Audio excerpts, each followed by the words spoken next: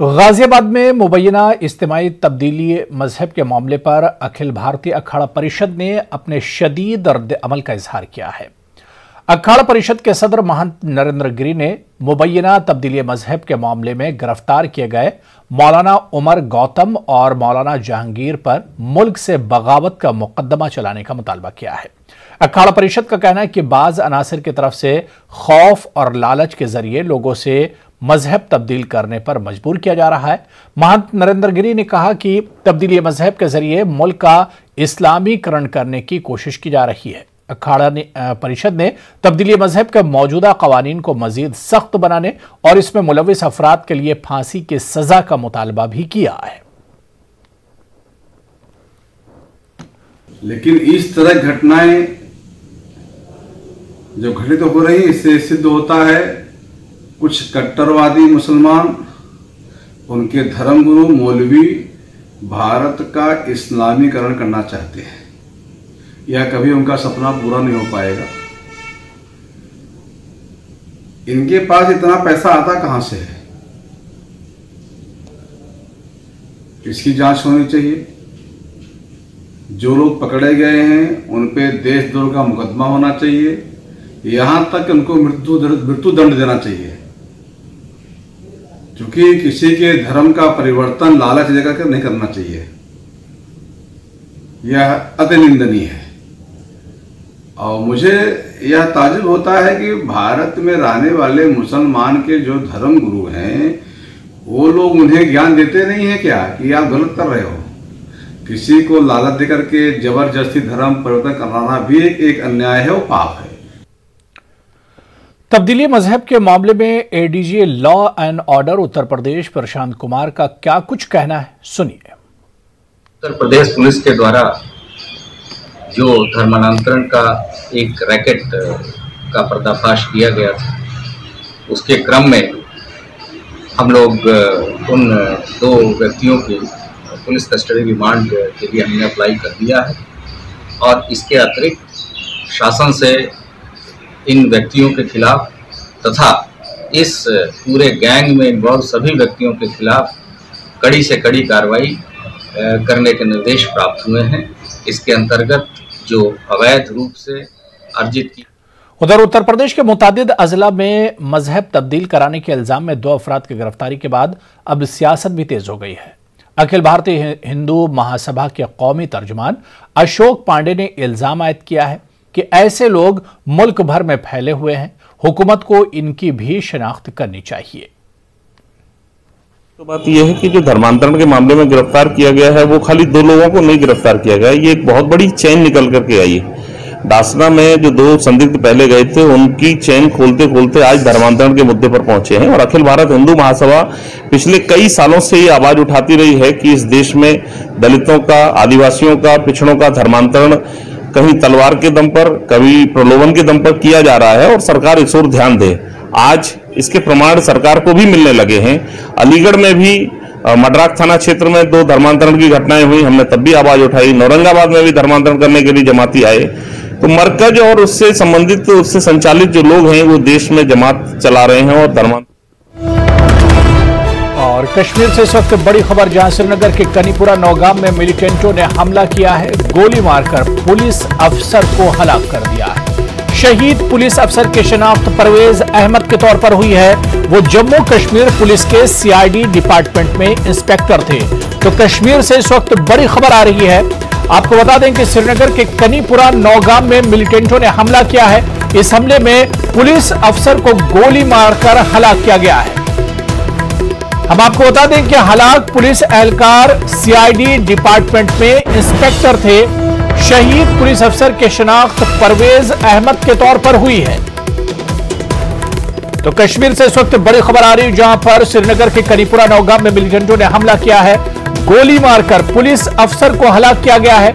शहीद पुलिस अफसर की शिनाख्त परवेज अहमद के तौर पर हुई है। परवेज अहमद जम्मू कश्मीर पुलिस के सीआईडी डिपार्टमेंट में इंस्पेक्टर थे।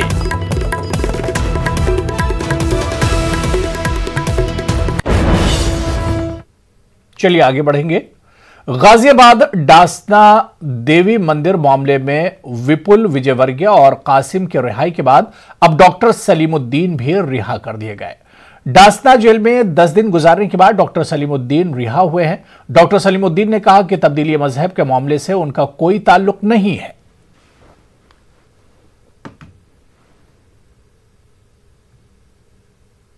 विजय विपुल वर्गीय ये हमारा स्टूडेंट रहा है। वो अपनी मार्कशीट लेने के लिए हमारे पास आया था। जी जी। और वो धर्म प्रचारक है। उसने जो है यहाँ पर मेरे से स्वामी यति नरसिंह साहब से मुलाकात की बात की थी। मैंने उसको रोका था कि वहाँ मत जाइए, ऐसे जरा हालात हैं। देखिए, हमारा ये काम नहीं है कि कौन धर्मांतरण कर रहा है कौन नहीं कर रहा है। हमारा काम तो स्टूडेंट को शिक्षा देना है।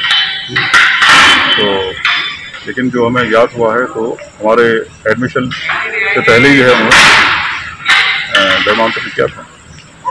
देखिए, हमारे संविधान में अगर कोई व्यक्ति जो है व्यक्तिगत तौर पर जो है धर्म स्वीकार करता है कोई तो कोई कानूनी अपराध नहीं है। लेकिन अगर किसी का जबरन जो है धर्म परिवर्तन कराया जाए, ये कानूनी अपराध है। चलिए आगे बढ़ेंगे। अलीगढ़ मुस्लिम यूनिवर्सिटी हुकूमत हिंद की वजारत आयुष ने centre council of Indian medicine को खत्म करते हुए national commission for Indian system of medicine 2021 को लागू कर दिया है, जिसमें ज्यादातर पैथी के लिए अलहदा बोर्ड तश्कील दिया गया था। लेकिन यह अलमिया ही कहा जाएगा कि जो तिब्बे यूनानी ने मुल्क में ज़माने कदीम से खिदमत अंजाम दी और आयुर्वेद के हमपल्ला फरोग पाई, आज उसी तिब्बे यूनानी के वक़ार को कम करने की कोशिश की जा रही है। अलीगढ़ मुस्लिम यूनिवर्सिटी के तिब्बिया कॉलेज के असातिज़ा ने हुकूमत के इस इक़दाम पर तशवीश का इजहार करते हुए मुतालबा किया है कि हुकूमत तिब्बे यूनानी का अलहदा बोर्ड बनाए ताकि वो आयुर्वेदा की तरह ही इसके फरोग के भी रास्ते खुल सकें।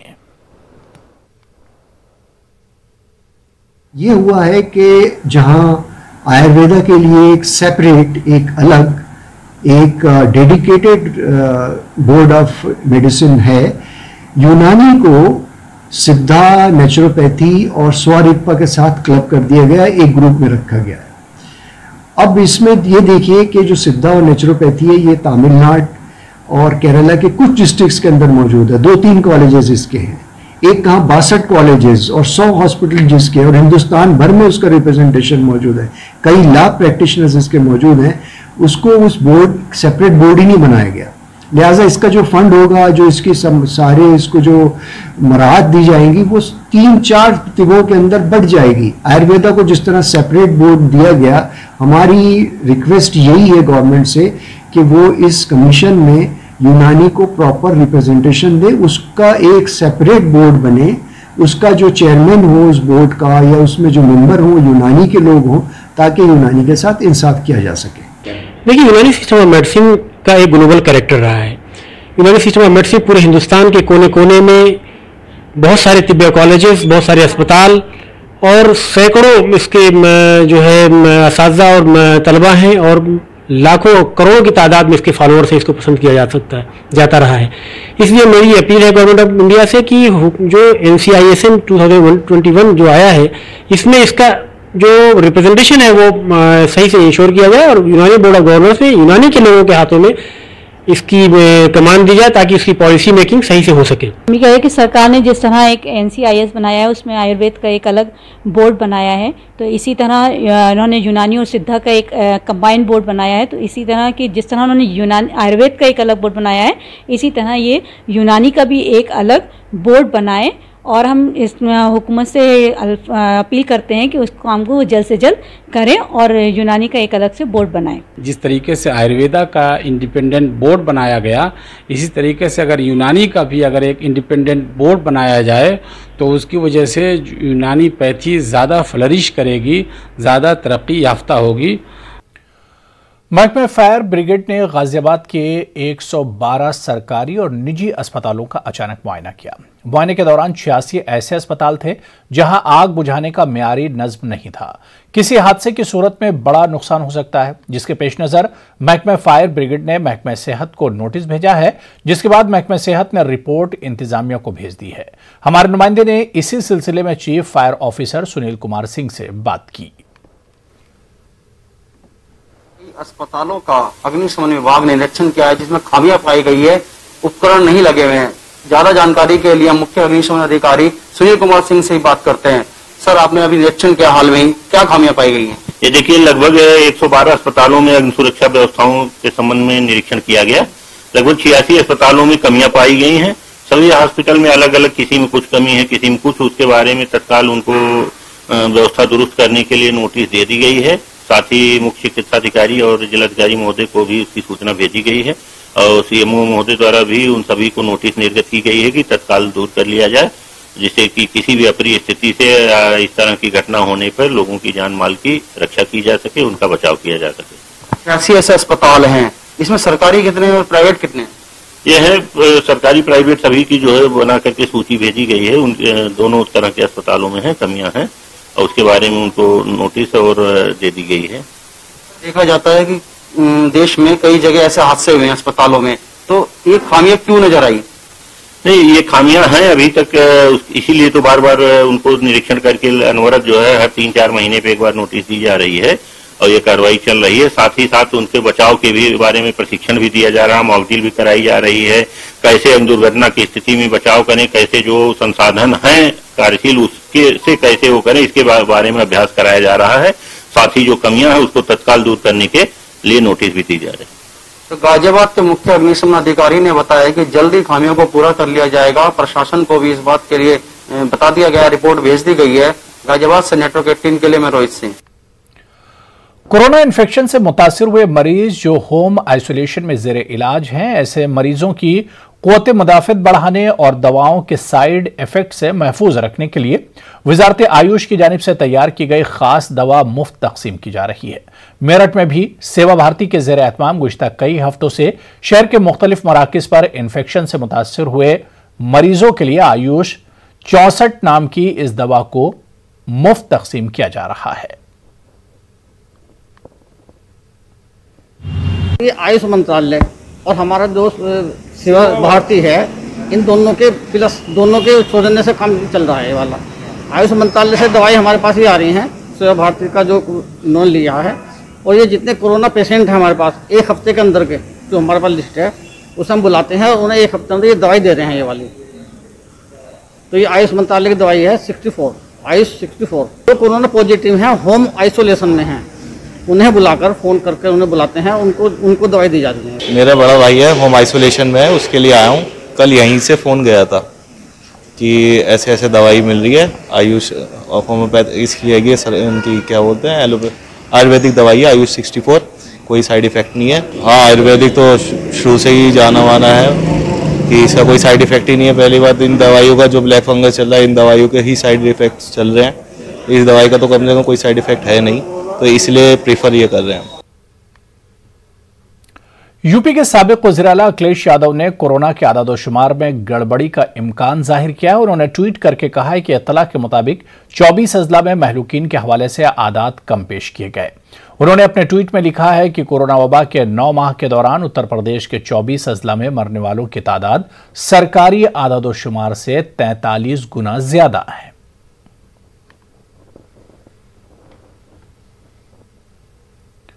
ब्लैक फंगस नई शक्लें दिखा रहा है। कानपुर के हेलिट अस्पताल में ब्लैक फंगस से ऑप्टिक न्यूराइटिस का पहला मरीज मिला है। दावा है कि ये मुल्क नहीं बल्कि दुनिया का पहला ऐसा मामला है जिसमें मरीजों की आंखें सूज जाती हैं, नसों में खराबी आने से आंखों की रोशनी चली जाती है।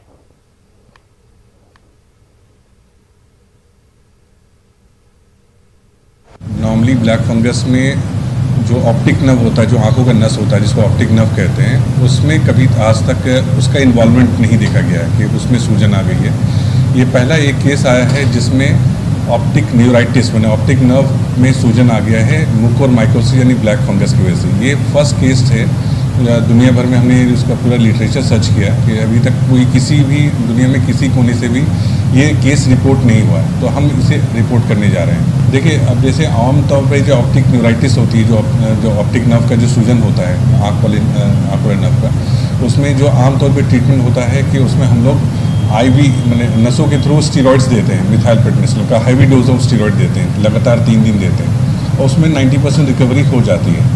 लेकिन अब क्योंकि ये ब्लैक फंगस ऑलरेडी है उसको और उसकी वजह से ये हुआ है, तो अगर हम स्टेरॉइड देते हैं तो ब्लैक फंगस और बढ़ जाएगा। तो हमारे पास ये बिल्कुल बीच का हम फंसे हुए हैं कि हम इसको अगर हम ये देते हैं इसको ऑप्टिक जो आंखों की बीमारी, जो नसों की बीमारी, इसको ठीक करने के लिए तो ब्लैक फंगस बढ़ जाता है। तो फिलहाल हम लोग उसको स्टेरॉइड नहीं दे रहे हैं और हम लोग उसको ब्लैक फंगस को ही ट्रीट कर रहे हैं। अब कुछ ओरल मेडिकेशन से हम लोग कोशिश कर रहे हैं कि उसमें कुछ रिकवरी हो जाए, क्योंकि लाइफ इज़ मोर इम्पॉर्टेंट, जिंदगी ज़्यादा इम्पोर्टेंट है रोशनी से ज़्यादा। कानपुर में ब्लैक फंगस का नया रूप देखने को मिला है, जिसे ऑप्टिकल न्यूराइटिस बताया जा रहा है। बताया जा रहा है कि 10 दिन पूर्व आशीष नाम के एक मरीज को ब्लैक फंगस के लिए भर्ती किया गया था और अब उसकी जांच में ऑप्टिकल न्यूराइटिस बताया गया है। देश का ये पहला मामला है जो मरीज ऑप्टिकल न्यूराइटिस से पीड़ित है और इसके जांच के लिए भेज दिया गया है। वहीं बताया जा रहा है कि इस बीमारी में आंखों की नसों में सूजन आ जाती है और आंखों की रोशनी चली जाती है। कानपुर से संदीप सविता, न्यूज़ 18 उर्दू। तो वहीं कानपुर में 25 जून से सदर जमहूरिया के 3 रोजा मुजव्वजा दौरे की तैयारियां शुरू हो गई हैं। जिला इंतजामिया तैयारियों में मसरूफ है। सिक्योरिटी और दीगर इंतजामात का जायजा लिया जा रहा है। रेलवे हुकाम भी चौकस हैं। सिक्योरिटी इंतजामात को देखने के लिए कमिश्नर पुलिस और डिविजनल कमिश्नर ने सिक्योरिटी पॉइंट्स का मुआयना किया।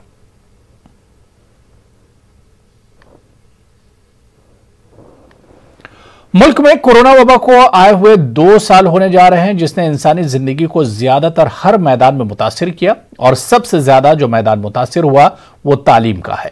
ऐसे में अलीगढ़ मुस्लिम यूनिवर्सिटी के तकरीबन 37,000 तलबा की जहनी नशोनुमा, समाजी मसाइल और तालीमी मसाइल वगैरह आज बहुत अहम है। अक्सर देखा जा रहा है कि तलबा पर नफ्सियाती दबाव है जो इनके लिए बेहतर नहीं है। इन्हीं सब मसाइल पर AMU स्टूडेंट काउंसलिंग की नौ मुंतखब coordinator doctor S Reshma Jamal काफी संजीदा हैं। आज के इस दौर में जहां सारी दुनिया पैंडेमिक की शिकार है और इससे जुड़े हुए माशी, समाजी, तालीमी मुश्किलों में घिरी है, तो नई नस्ल की तलबा का बोझ उठाना एक हमारे लिए बहुत बड़ा चैलेंज है। मोर दैन 37,000 स्टूडेंट्स इनरोल्ड हैं। उनके mental wellbeing, social wellbeing, psychological wellbeing, emotional wellbeing को बेहतर से बेहतरीन बनाया जाए। अलीगढ़ के थाना दहली गेट इलाके में वाक़ कदीम शाहजमाल कब्रिस्तान में एक नौजवान की लाश मिलने से सनसनी फैल गई। नौजवान की शिनाख्त काशिफ साकिन ADA कॉलोनी शाहजमाल के तौर पर हुई है। बताया जा रहा है कि काशिफ गुज़िश्ता शाम से गायब था। जब वो घर पर था तब उसे किसी का फोन आया था और वो कहीं गया था, तभी से उसकी तलाश की जा रही थी। लाश मिलने की इत्तला पर पुलिस मौके पर पहुंची और लाश को पोस्टमार्टम के लिए भिजवाया। अब पुलिस तफ्तीश कर रही है कि वहीं अहले खाना का बुरा हाल है।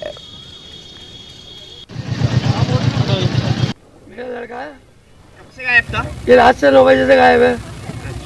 फोन आया था किसी का? फोन आया था किसी का, उसके बाद स्विच ऑफ आ रहा, आने के बाद फोन स्विच ऑफ हो गया और फिर बंद हो गया फोन। संजय पूरी रात ढूंढा, थाने का फोन आया था, कुछ पता है? नहीं, वो मोबाइल इसी के पास था, वो भी नहीं मालूम। अब मोबाइल मिला है उनके पास? नहीं, अभी 1 हफ्ता हुआ है मोबाइल लिया हुआ नया। अभी केसा भाई ने बताया, वो भी खबर जब पड़ी। मोबाइल लिया था? ये तो बेटा है क्या? हाँ, मेरा बेटा है ये। कब से गायब थे? ये कल शाम 7 बजे से काम पे से आया। क्या नाम था? काशिफ, औरंगजेब मस्जिद। मर गया बिल्कुल, वो मर गया। शक है आपको? हाँ, अभी मोबाइल से पता चलेगा। पटना के हज भवन में महकमा अक़लियती फलाह की जानिब से एक प्रेस कॉन्फ्रेंस का इनेकाद किया गया। दरअसल पुलिस सब इंस्पेक्टर और कांस्टेबल के इम्तिहान में बड़ी तादाद में हज भवन कोचिंग से उम्मीदवार कामयाब हुए हैं। कामयाब उम्मीदवारों की एजाज में महकमा अक़लियती फलाह ने प्रेस कॉन्फ्रेंस किया। मीडिया से बात करते हुए अक़लियती फलाह के वजीर जमा खान ने कहा कि हज भवन कोचिंग लगातार बेहतर कारकर्दगी का मुजाहरा कर रही है।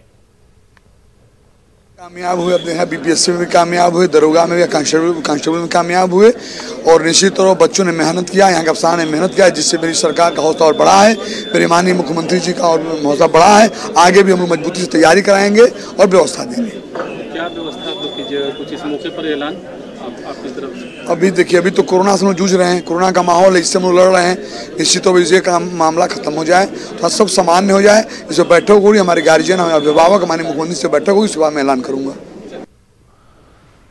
दरभंगा पार्सल ब्लास्ट मामले में तहकीकाती एजेंसियां लगातार एक्शन में है। सिकंदराबाद पार्सल ऑफिस के बाहर लगा सीसीटीवी फुटेज तहकीकाती एजेंसी के हाथ लगा है, जिसमें 6 मुश्तबा अफराद दिखे हैं। पहली फुटेज में 4 अफराद हैं जो एक कार की डिक्की से पार्सल को उतारते दिख रहे हैं। वहीं एक बाइक से भी पार्सल के लिए 2 अफराद आए थे।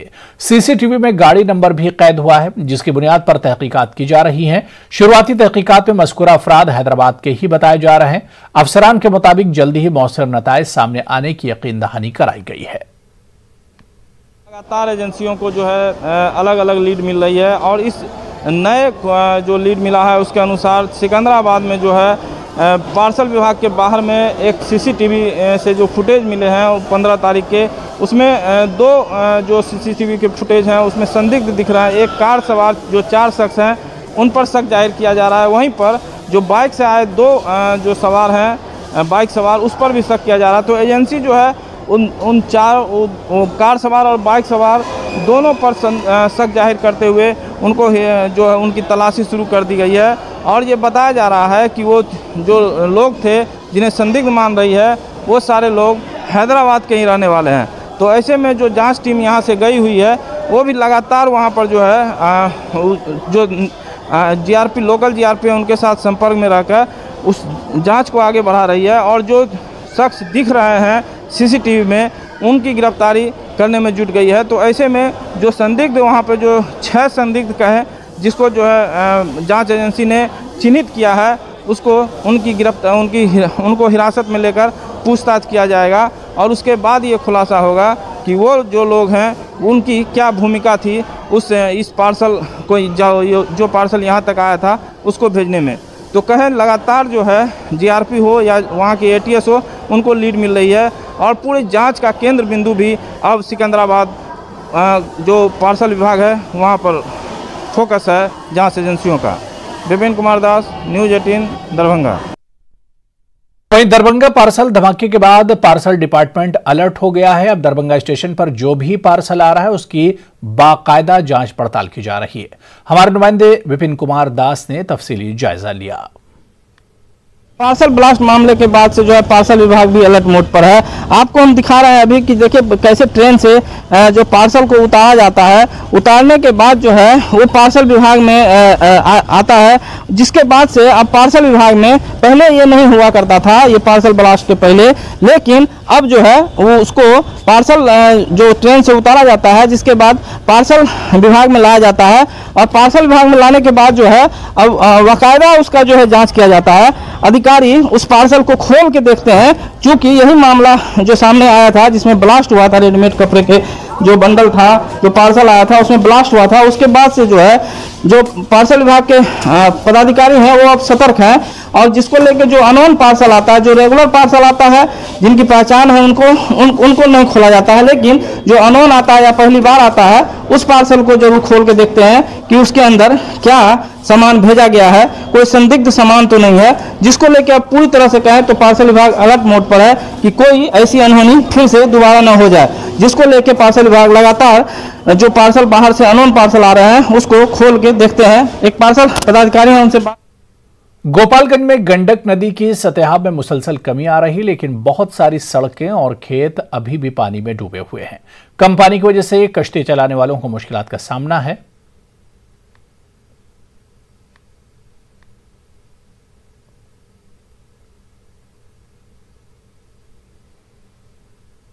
न डरिए न डराइए, सच जानिए और वही बताइए। प्लीज अफवाह मत फैलाइए। वैक्सीन ही है संजीवनी और इसे अपनाइए। यही काम कर रहा है नेटवर्क 18 जो फेडरल बैंक के साथ मिलकर वैक्सीनेशन को लेकर बेदारी मुहिम चला रहा है, जिसका नाम है संजीवनी, अ शॉट ऑफ लाइफ, और काम है बेदारी के जरिए कोरोना को मात देना।